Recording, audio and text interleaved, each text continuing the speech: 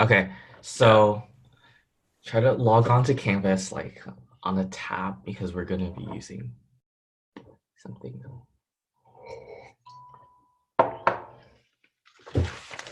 Um, okay, so if you see on my screen, like on the Canvas front page, there's this like meeting session live document thing. So go ahead and open that. It should link you to like a Google Doc.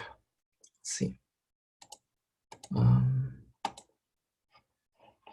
yeah, it should link you to this Google Doc that we're gonna be working on.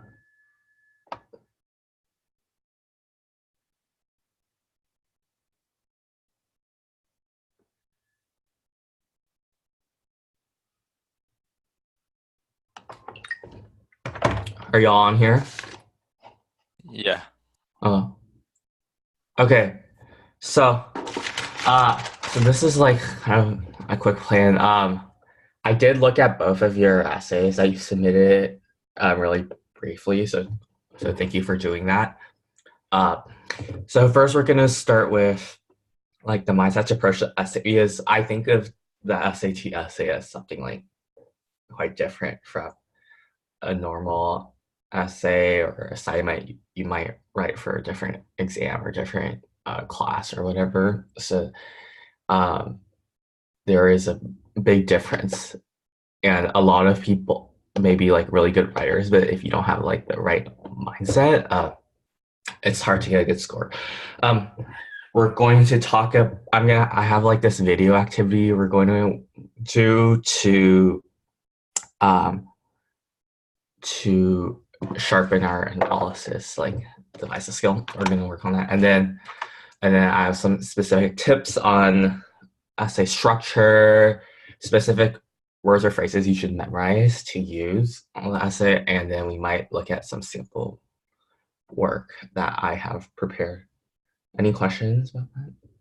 Oh, Okay, so let's start with like the big picture or the mindset. I'm just gonna type. Okay, so okay, the first thing you should think. So the first thing is you should think about the essay like a game.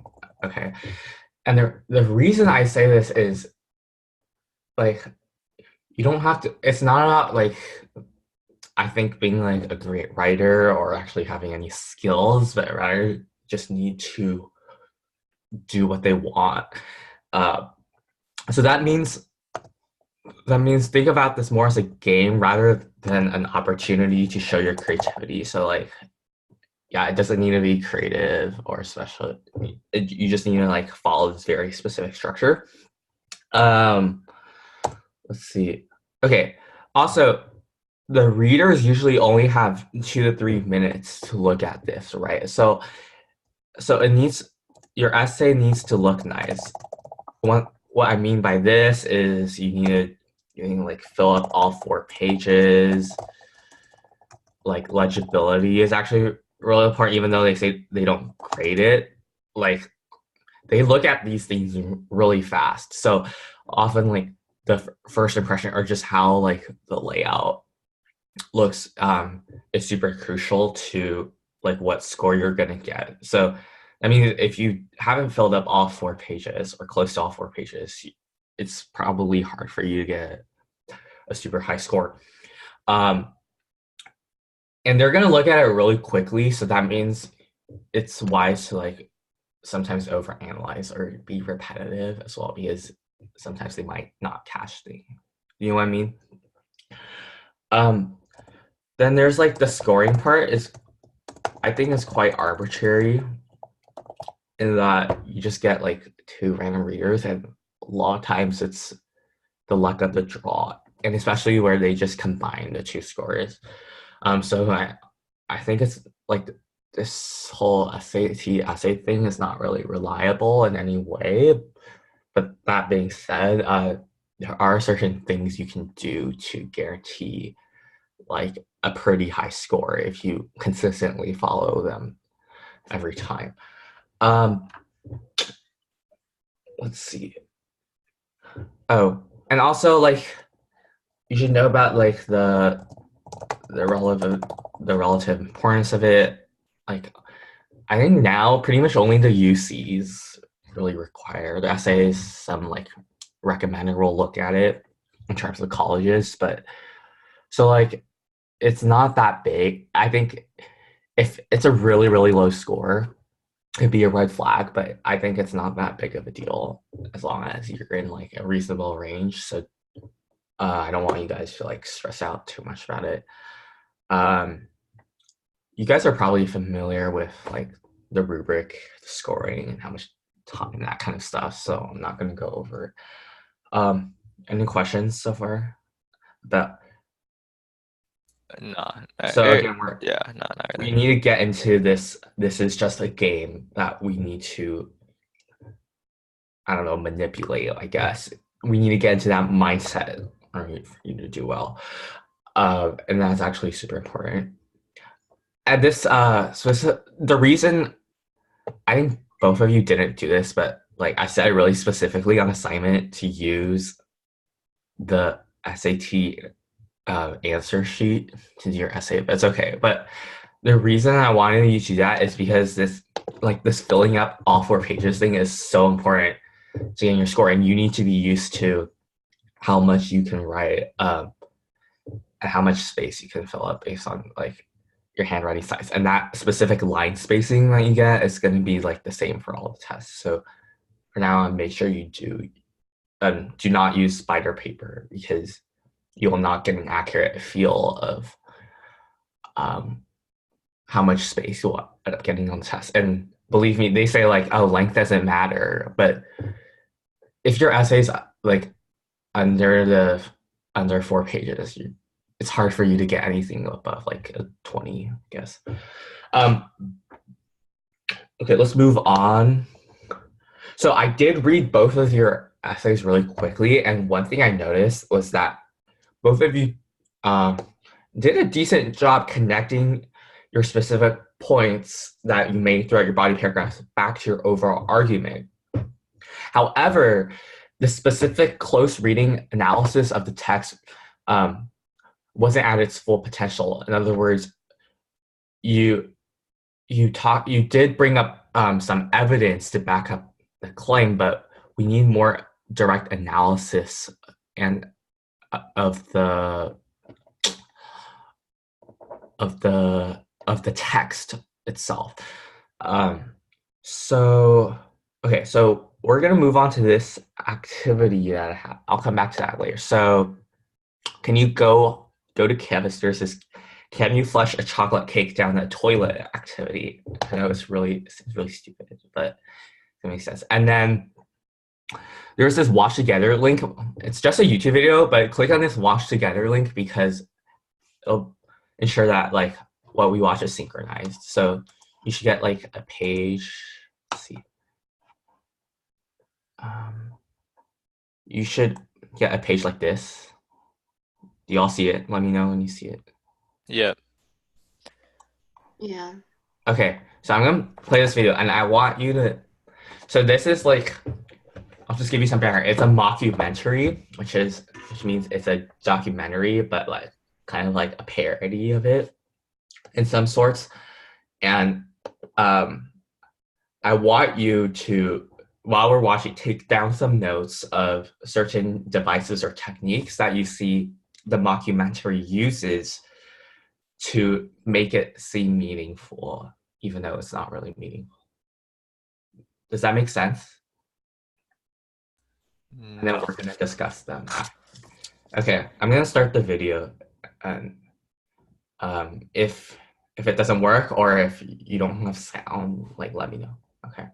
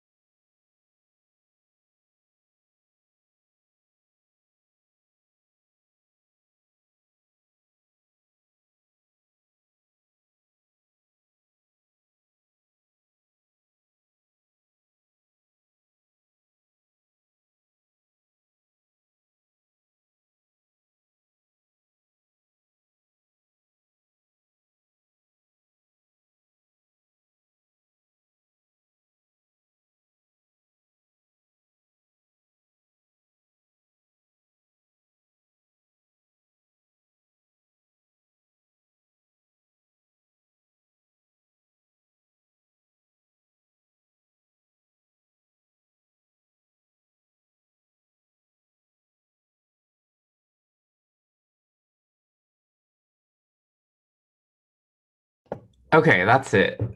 Did you like the video? Yep. Okay, so hopefully you took some notes or not on different things. So I'm gonna start with an example. So we're gonna start building on points of like analysis, I guess, on like the different rhetorical techniques or strategies that that video uses. And yeah, it might seem really stupid, like it's just about flushing a cake down a toilet, but actually they do have they do use some techniques I can talk about. So for example, um, there was this one about, so for example, we can say Emily employs, let's see, Emily employs labels when hypothesizing about the requisite number of flushes. Let's see. By contrasting her optimistic self to that, to the, wouldn't help me here, like the pessimist, to the,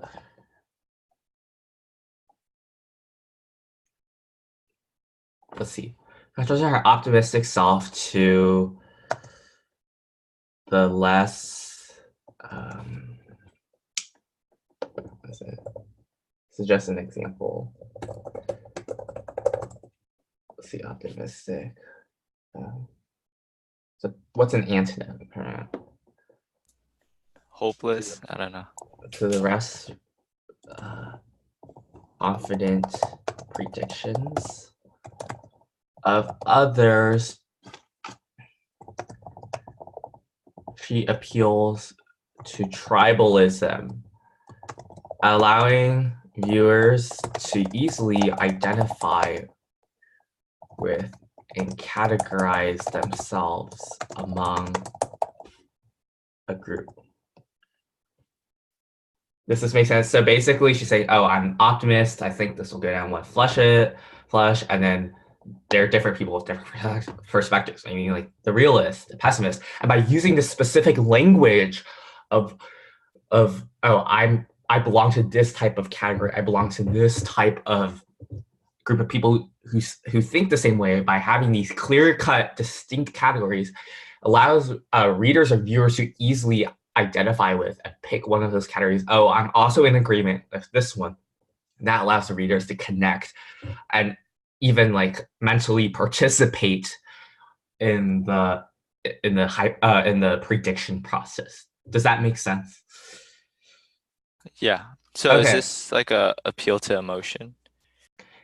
Yeah, and this is so the appeal to tribalism, I would say more specifically. So again, we want to be as specific as possible. It is appeal to emotion, but appeal to tribalism a lot is actually very common, right? We see that like in politics, a lot of people appeal to tribalism by using specific things that appeal to a group by making certain people feel like they belong to a group, that they have a role in some larger movement. That's pretty effective. Okay, so I want each of you to come up with a bullet point of analysis. Just so you like pick some part of the video with evidence and then explain how it, I guess the controlling idea is how it helps propel and make the mockumentary effective. And we can talk. You know what? Let me just give you editing privileges, so you don't have to. Here, refresh the page, and then so I want each of you to add one, and then I'll give you a few more.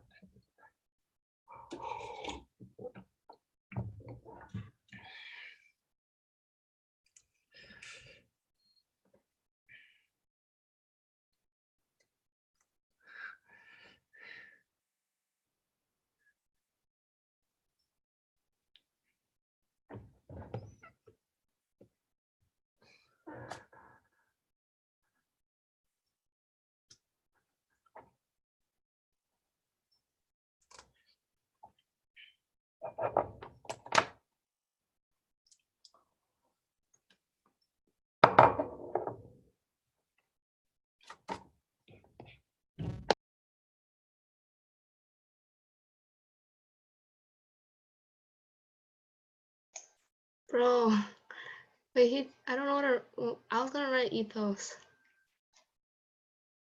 Hello? So it doesn't have to be about Emily herself. It could be how Okay. other ways how the documentary is put together.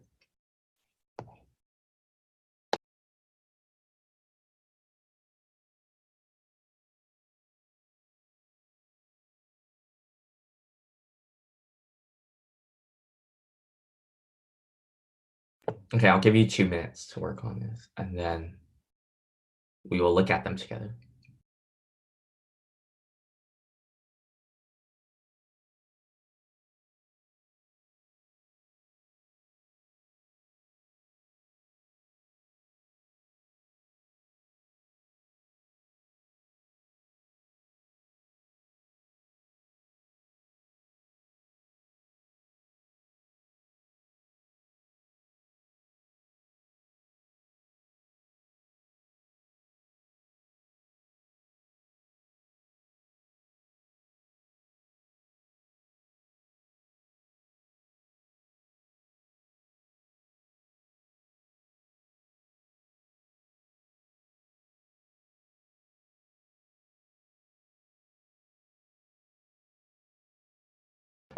Oh, Julia, I'll give you. You want an idea? So you can talk about the critical flesh metaphor that they use at the end. And you can analyze that if you want. It's just an idea.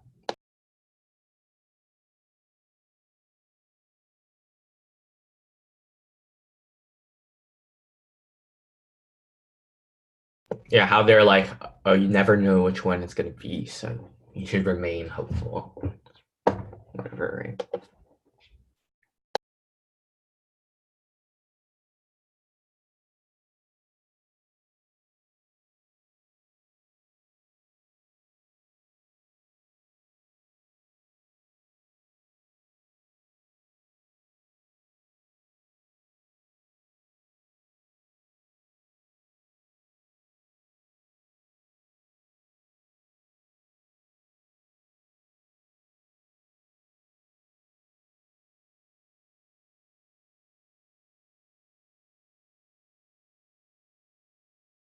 Wait, what was the flesh called?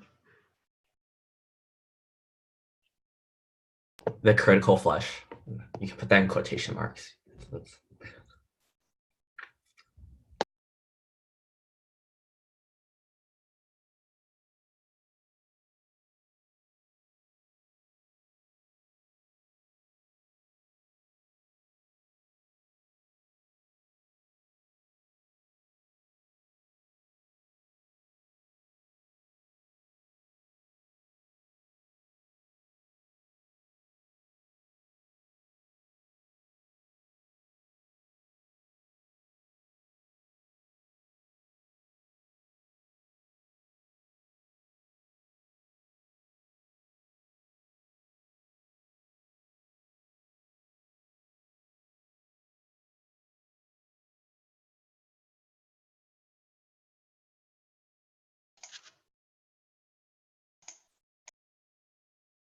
Oh, wait. Okay. Give me a second. Yeah, no, take your time. I don't like writing with shared docs. It makes me nervous. I'll write it somewhere else and paste it. Okay. Okay.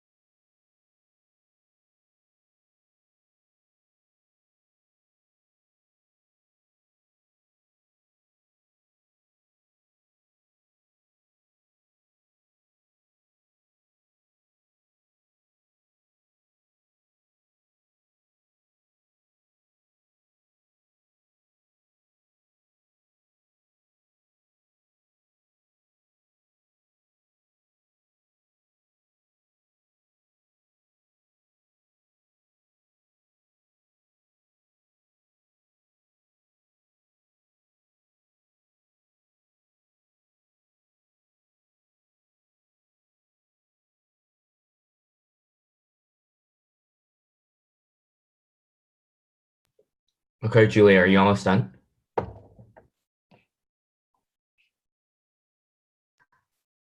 No. Okay, take your time. Okay. Wait, you can start with Christopher. It's fine. Okay, let's start. Let's see.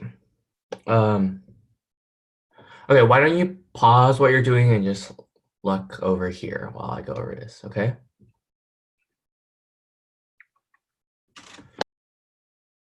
So Emily attempts to establish her cake theory on a scientific basis by consulting a physics professor at Caltech.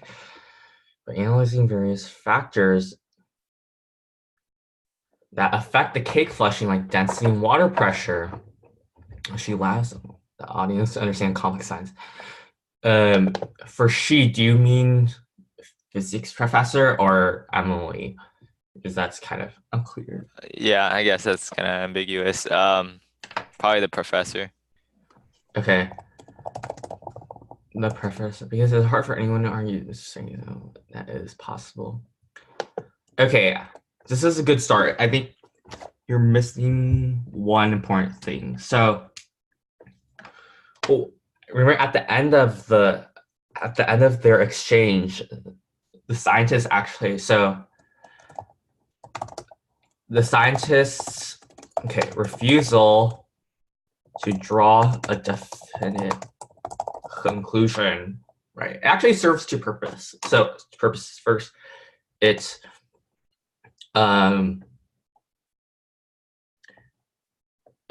highlights her methodical approach to the problem, right? Because she's so methodical, she will skip steps.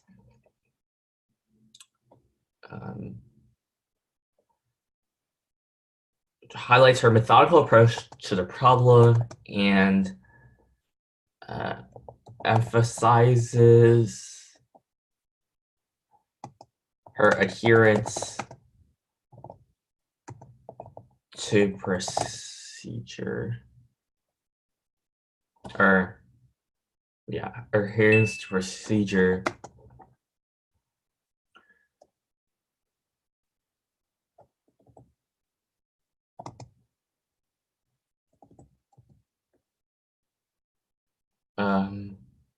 To avoid hasty assumptions. So this is an important point. So like the methodical approach, right? Like, so when you're doing your analysis for SAT essay, make sure be more specific, more than just they use evidence, science, logos, whatever, right? So appeal to tribalism, like methodicalness, credibility, right? I don't know if you caught this, but I think at the beginning when she went to Caltech and met the scientist, Emily made a point about her attire, and she's like, "Oh, I see all these smart people around me, and here I'm just in this like tank top or something, right?" What do you guys think that means? Feels like a minority, feels not discriminated, but feels like, I don't know, I say it like isolated kind of ish. Okay, the way I see how this connects to the argument is that we can say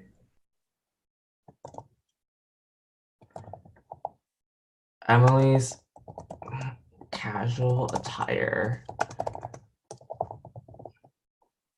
when contrasted against the intellectual environment she visits, helps elevate the scientist's status as Incredible source, right? as an academic, right? So when we're analyzing things, we need to make sure you notice, and it's not just Emily's. It's not just Emily's casual attire, but like the way she mentions it as well. Okay, Julia, do you have yours? I mean, yeah, but okay. So again, we need to fully flesh out our analysis and be specific to the text, like because it's hard for anyone to argue against numbers and theories. Like that's good, but where we need to point out the most specific textual reference. In this case, her refusal to highlight, draw a conclusion, the attire she wore, and how she felt about it, kind of stuff. I kind of like summarize. I don't know. I don't know how to bring Okay, let's see. After Emily finally got the kid to flush down, everyone felt so relieved and overjoyed the critical.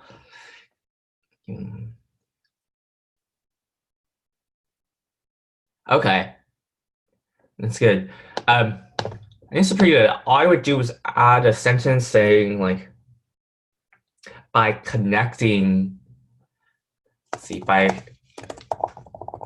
connecting the cake flushing experiment to a universal principle. Great. Emily expands her documentary beyond the context. Beyond the context of what is it? Of her will help create an illusion of meaningfulness. Something, okay, this is not good. But you get the point. Okay, I'll just point out a few other points of analysis that I noticed that you may or may not have noticed, and then we can move on. Okay, first, at the beginning of the video, she starts off with like this phone call, right? And she's like, "Oh, what if I ask you how many flushes it take to take down a toilet?" So she's starting with a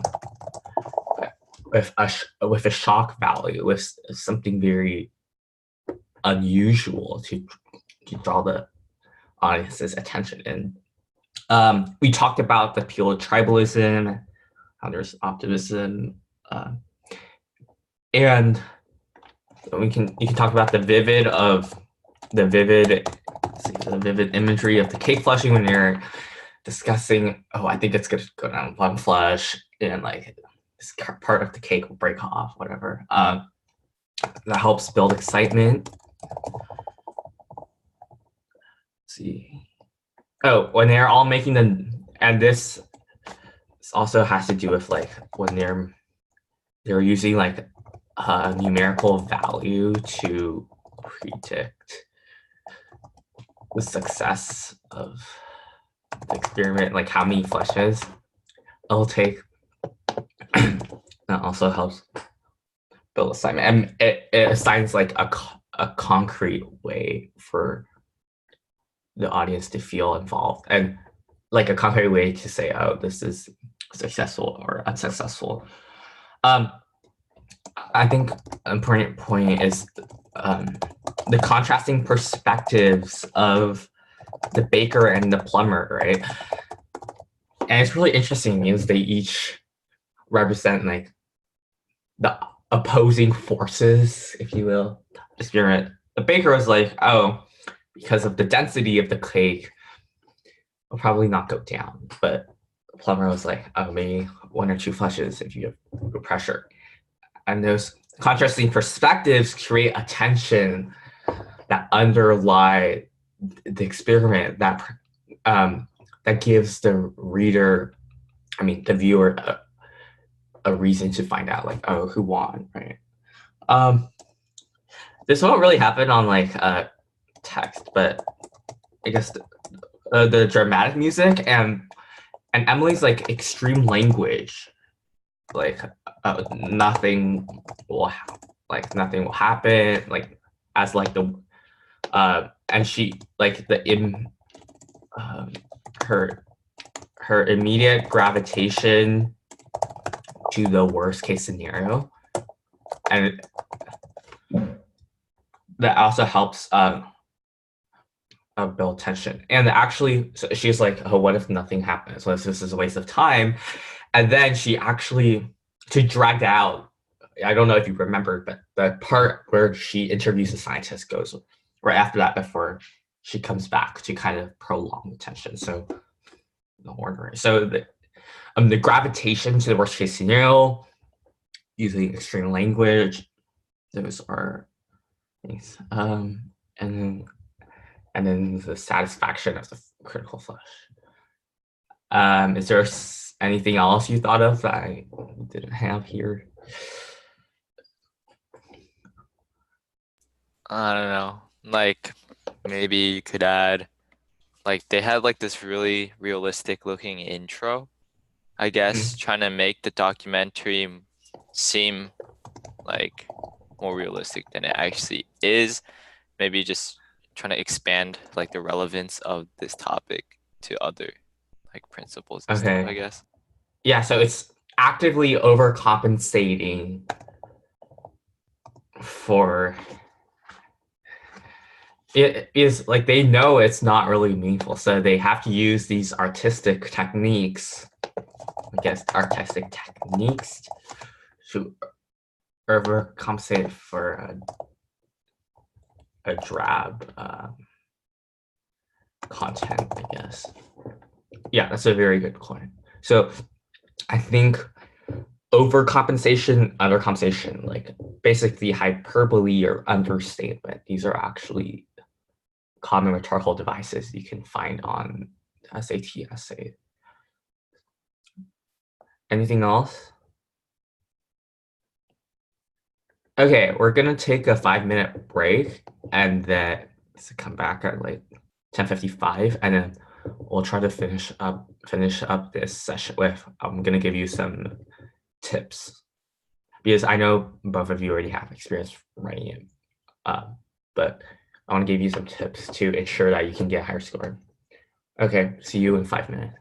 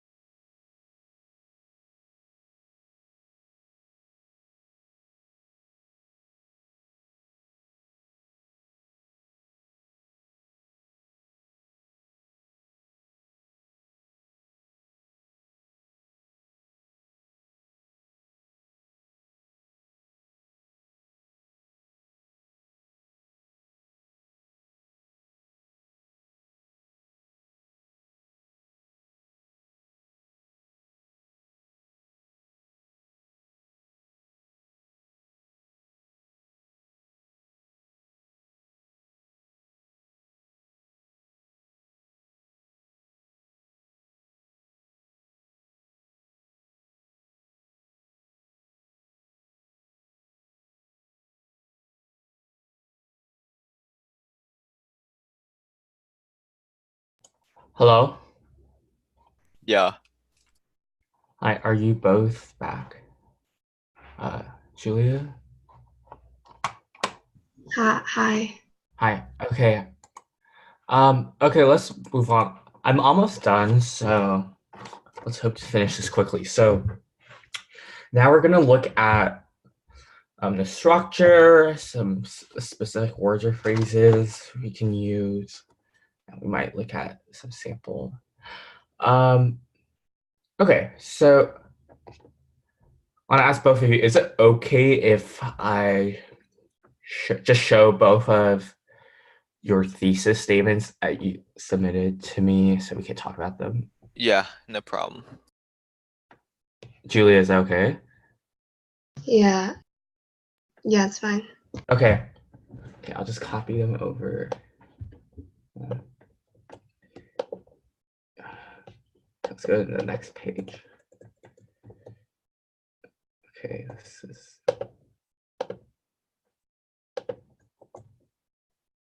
Okay, can someone help me fix this space?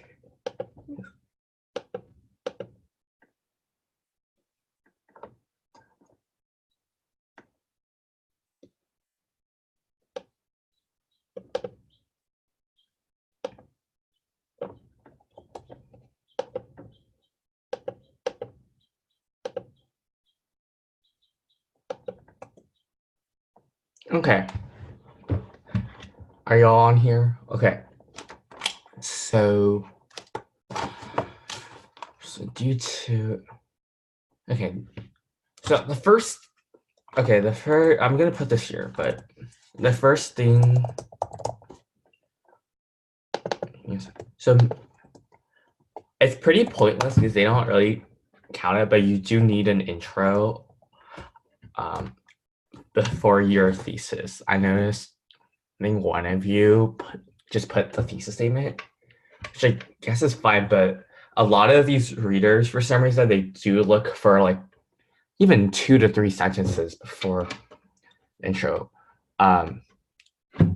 before your thesis, I mean, in your intro. And apparently that's something they look for, so make sure you have that. And it can just be generic. So first, so say something generic, topic, and then go to your thesis. And it can be really bad. Like, trust me, they don't really care as long as it's there. Okay, so obviously you have limited time. So Wait, could you give like an example of a thesis for like this one? Or I mean, You mean an an intro, intro? yeah. Let me see. I think I have one that I wrote. Might be. Okay, this is a really bad intro, but it's like sufficient. See, the Vietnam War had one of the highest casualty rates of all wars fought by the United States, one born out of ideological differences abroad. However, not all Americans saw the fighting as necessary or productive, and domestic dissent became prevalent. And then you can have your thesis. Does that make sense? Yeah. So, I mean, one way to think about it is say something broad and then like something about the Vietnam War, and then you can do something like what I like. However, this wasn't universally accepted because whatever. Then you can talk about Martin Luther King's opposition. Any questions about that? No. Okay. Then obviously you have your thesis, and I want it to be as specific as possible. So let's look at the sample. Due to America's engagement in the Vietnam War, let's see, capitalize. And it's not a big deal, but seventh graders, like if it's like this, can drop you down to a 3 on the convention score. Okay, Martin Luther King Jr. tries to persuade everyone Americans to follow his just speech by utilizing logos or an ethos builds argument. Okay, so the main issue with this is it's not sufficient to just list the 3 different devices you're going to talk about in your thesis. Like, what about Logos? Why is irony relevant and important? What is ethos? And how does he build ethos, right? And yes, if you try to put each of them in a phrase, your thesis statement is going to become a super long sentence, but that's actually okay. It can even be 2 sentences for that matter. But even stuff like, let's see, even this, like providing an anecdote, right? That's also not sufficient, because you want to say like, for example, like including, let's see, providing an anecdote to facilitate relatability, like that, right? Including powerful diction to, okay, I use irony to highlight the discrepancy between, see,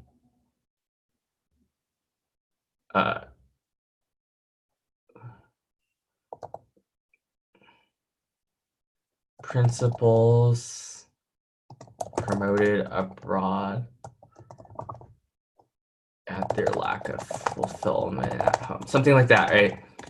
Hey, you do need to say what the purpose of the device is. You can, and this can be the difference between like a 3 or 4 on the analysis score, because again, you should really be being as specific as possible, say not just a device, but what the purpose of the device is. Does that make sense? Yeah. Mhm. But Okay. it makes a lot of sense. It's really long though, right? Well, Yeah. yeah. Poland should be really short. No, you want it to actually, like, it can be long. Like, let's see, whatever. In this speech in Vietnam, time to break silence, Martin Luther King Jr. confides the justice of American involvement in Vietnam by establishing ethos of personal anecdotes, vivid experiences, emotionally compelling the reader to feel the devastation of the violence and exposing hypocrisy and harming of the U.S. 1930s abroad. Right. So yeah, you should like just expand on the 3 points a little more than just saying diction, logos, irony, ethos. You know what I mean? Yeah. I can show you one more example. I think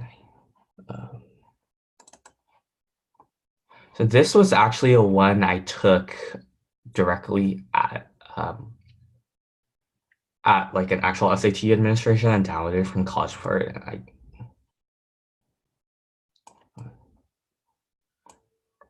So to draw attention to this issue throughout the article, Protector Bats, Magellan et al. Argue that bats in North America must be protected by utilizing specific words and apply certain moods for emotional appeal, relying on expertly produced statistics to magnify the extent of the problem, and following straightforward reasoning to make the solution seem as simple and accessible, right?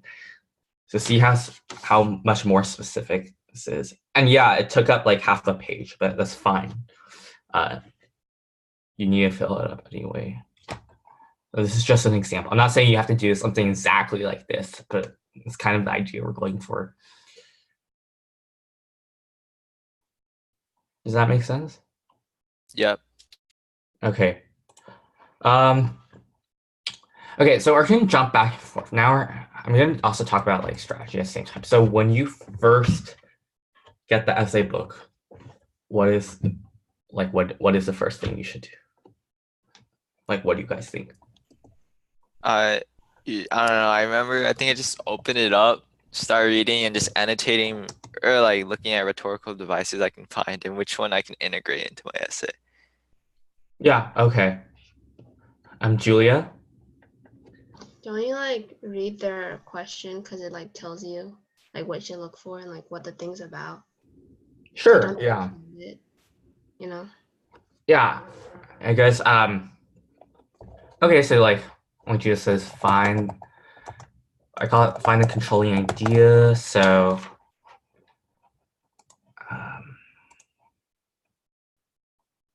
let's see. So for this one, so yeah, so you can go down here and just find out. Built argument to persuade his audience that the American involvement in the Vietnam War is unjust. So you would underline that. It's good. And then you immediately annotate. And I want you guys to annotate a lot, like literally everything you see, just underline and write down. And we can do an example in a second. And then I want you all to, then you start grouping things together. Like, okay, what? And they don't have to be in the same chunk. So maybe something from paragraph 2 and paragraph 8 fits this logo subpoint.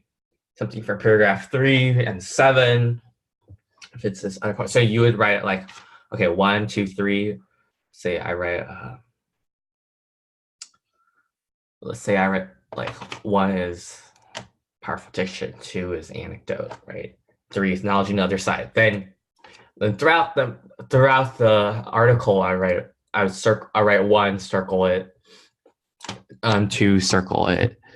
2, like next to the text where each of them belong. I can use this evidence. Okay, so let me give you an example of how you should be annotating. Give me a sec. Okay, let's look at this.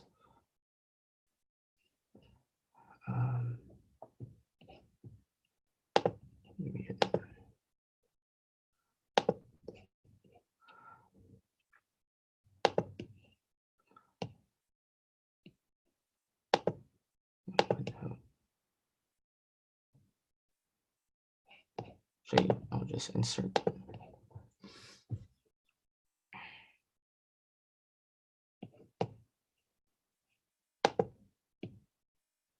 Okay.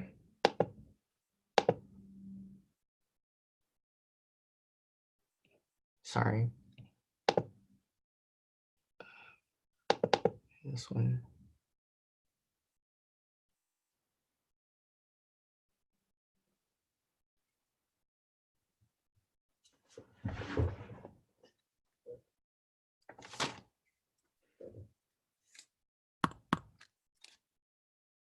Okay, so let's say I get this book, right? Then, okay. So first we underline what the controlling idea is. And this one you can just state, whoops, sorry.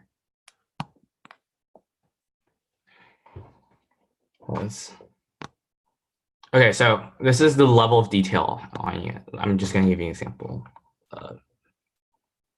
Since I'm a preacher by calling, so here by calling, that means it's given divinely rather than self-named. Right, that's actually for ethos. I suppose it is not surprising that I have major reasons for bringing Vietnam into the field of moral vision. This language is specifically telling you that he is approaching the topic from what did I say? Approaching a topic. I lost my train of thought.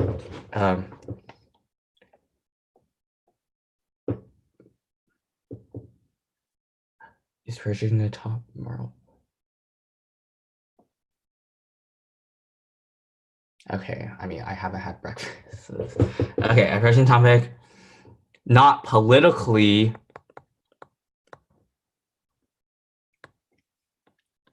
but from help me here. From a different Ethical. ethical. I don't know. Sure. But from an ethical perspective. So this is what you should be doing when you read. This is at the outset a very obvious and facile connection between the war in Vietnam and struggle others have been waging in America. A few years ago, there was a shining moment in that struggle. Soon there was a real promise for hope through the poverty program. There were experiments of steep beginnings. Then came the build. So then we see specific language like shining, promise of hope, both black and white. That's universal. And then contrast this with broken, eviscerated, idle political plaything, right? Mad. And this contrast does two things. First, it helps establish nostalgia, right? Nostalgia means being like happy and longing for something that happened in the past and missing it, and it's and uses like strong diction, right, to make this contrast, to create like urgency for this problem, blah blah blah. Support along its adventures like Vietnam country drama and skills and letting like some demonic destructive suction tube. So as compelled to see the war as an enemy of the poor.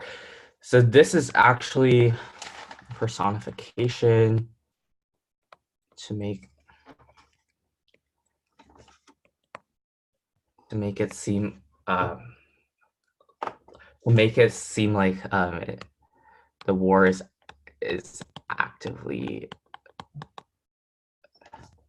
hurting people rather than a side effect. It's actively hurting.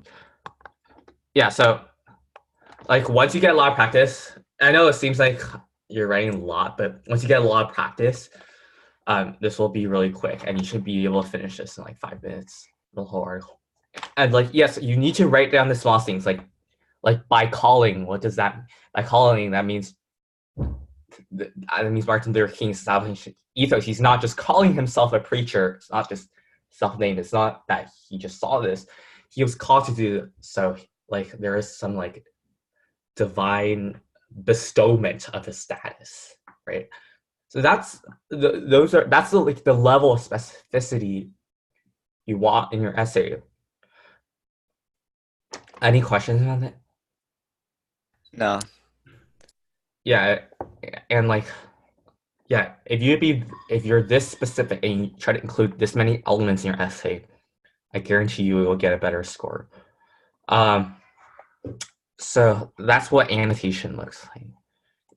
And I think the biggest thing is even like little phrases like these, moral vision by calling. You need to pay attention to this. I think once you get that, the rest of the essay will be a lot easier. A few things to note. And again, one of you used long quotations. We want to avoid long quotations like entire sentences or 2 sentences. Instead, use short quotations and use many of them actually. So instead of like 1 or 2 long quotations per paragraph, use like 5 or 6 short quotations, which is like 2, 3, or 4 words, and integrate them in your prose.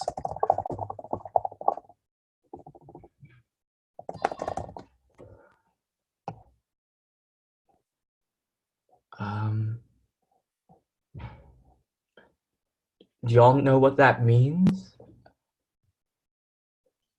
Yeah. Yeah. Okay.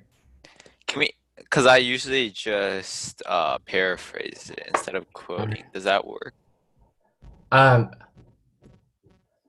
Okay. Here's the. It technically does work, but I think again, since the readers only have 2 to 3 minutes to look at your essay, what quoting does is it makes it really clear and easy for them to distinguish between your plot summary, your evidence, and your analysis.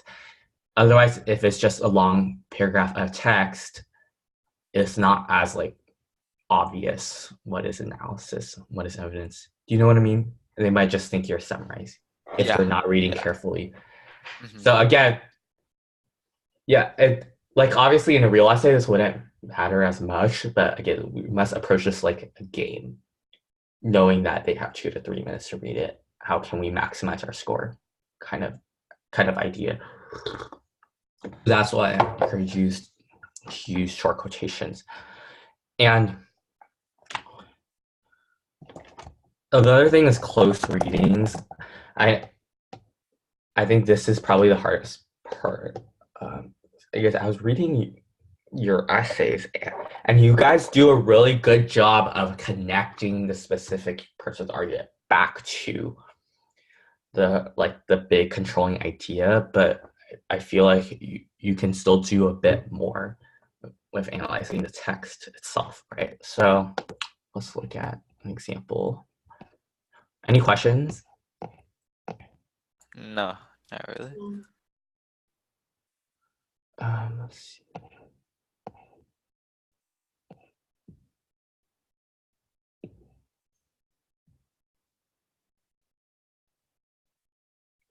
Let me find an example.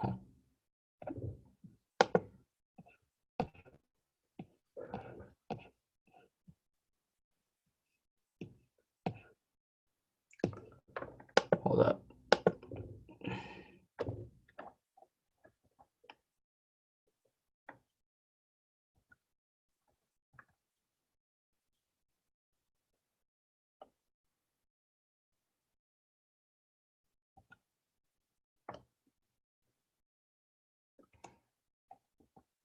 Okay.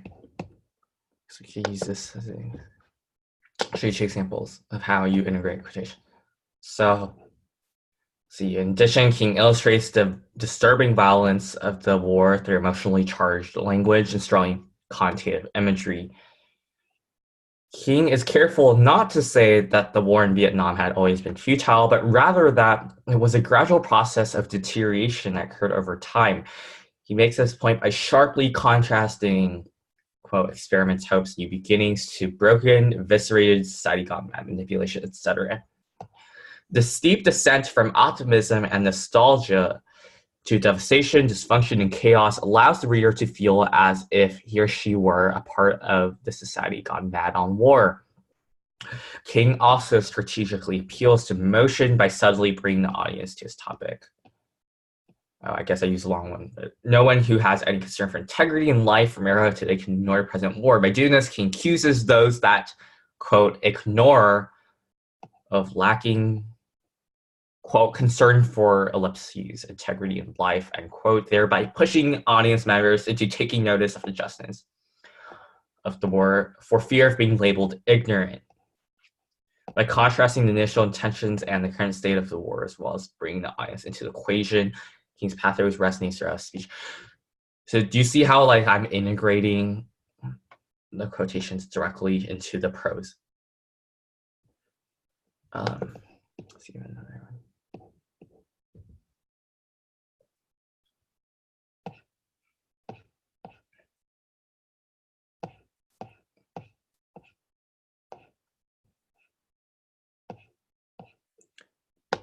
Oh, why my computer is a bit slow.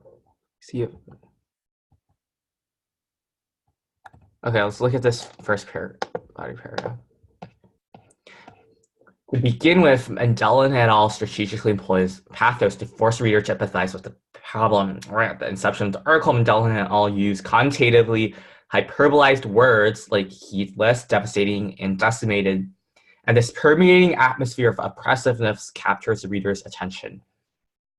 Specifically, using this register of negativity helps Mendelin et al. Secure the reader's sense of urgency and desire to mitigate the issue. Furthermore, Mendelin et al. Likes to write in first person, and their persistent choice of tertiary plural pronoun we is evident. We can reduce the threat, we should step up, research, we should require, etc. In addition to serving as a direct call to action, repetition we prevents the reader from removing him or herself from the problem. Mendelin et al. Suggests that since this is a collective problem that affects all Americans, it's imperative that all people unite to conquer bad casualties. So you see that we are closely reading the text and integrating quotations.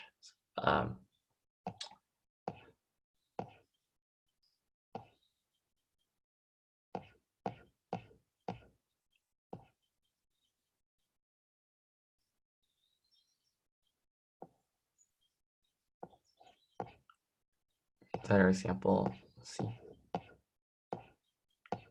So again, what I'm seeing is a lot of you point out,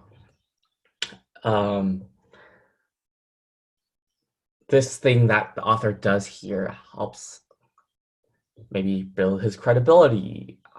It helps appeal to emotion because it makes people care, right? But I want to know, what about the text? What about the diction? Right, like, what about the connotations of the words, the structure of the language essay, right? Does that make sense? I don't know how else to explain this. Yeah, kinda. I think looking at the examples help to like really understand. Like, how Yeah. Okay. Wait, can you like after this? Can you send us your MLK essay so I can like read Yeah, it? absolutely. Okay, thanks. Yeah. Yeah, I'd encourage you to read it. Let's see. And another important thing, which I think both of you find, is like varying sentence structures. For some reason, like, it's a big deal for them, and it can be the difference between like 2 or 3 points. Like, if everything is the same, they think you're bad at writing, which is not necessarily true, but that's like how they grade it. So memorize. I'd say, okay, another tip I have is like memorize like wordings and phrasings that you can be ready to use. Like maybe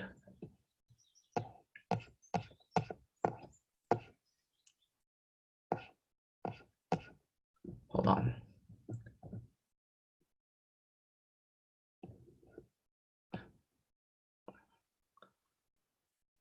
Sorry. So like maybe they highlight the extent of the problem. They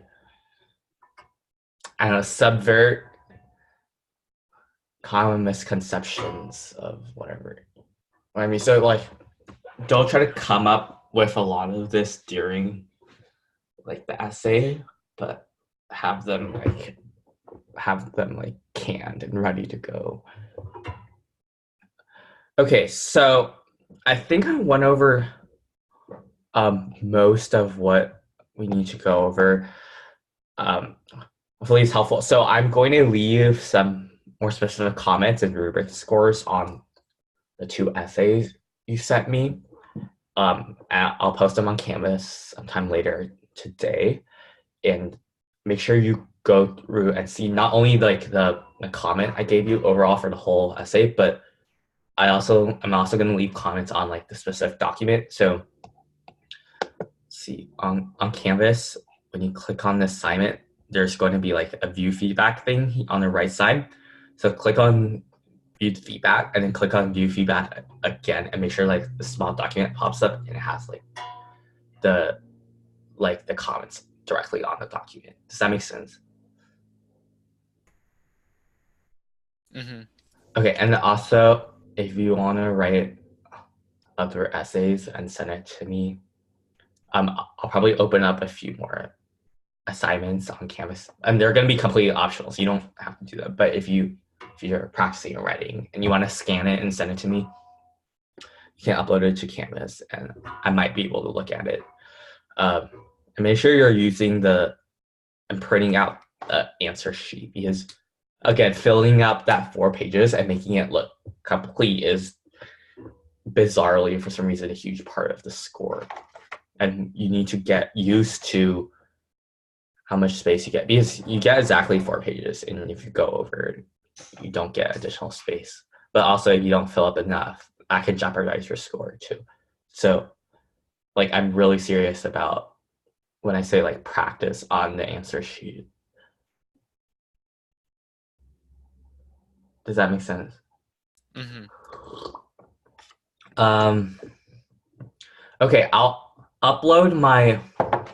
Let's see. I'll upload my sample essays to Canvas so you can read them if you want. So again, I think the big takeaway is for today is make sure you're being specific with your thesis analysis and like closely analyze the text.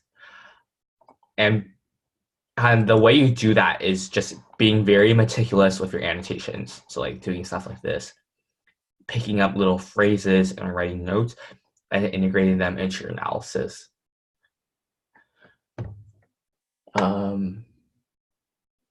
Yeah. Any other questions for Nico?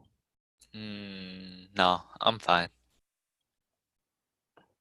Okay. And when are you all taking the SAT with the essay?